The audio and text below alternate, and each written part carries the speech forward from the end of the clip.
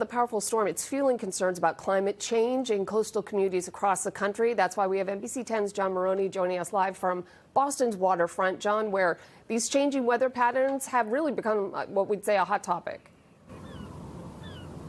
JC, these recent hurricanes have put new attention on climate change while raising questions about whether places like Boston Harbor are ready for the next big storm. We're concerned about hurricanes, but we are even more concerned about nor'easters in the wintertime. A great day to be on Boston Harbor as Florida braces for the arrival of Milton, a huge storm that experts say reflects the reality of climate change everywhere. We don't want another Helene. We don't want another Milton.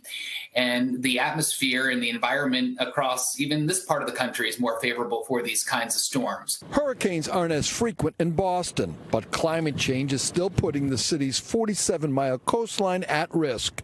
One solution, flood walls, designed to hold back the tide during troublesome winter storms. The worst flooding that we've had in terms of our peak high tide in Boston was Winter Storm Grayson, which was a nor'easter, and again, fortunately didn't hit directly at our high tide, so we're spared the worst, but that is the focus of our concern. The experts say planning is key in places like Boston, much of which is built on landfill.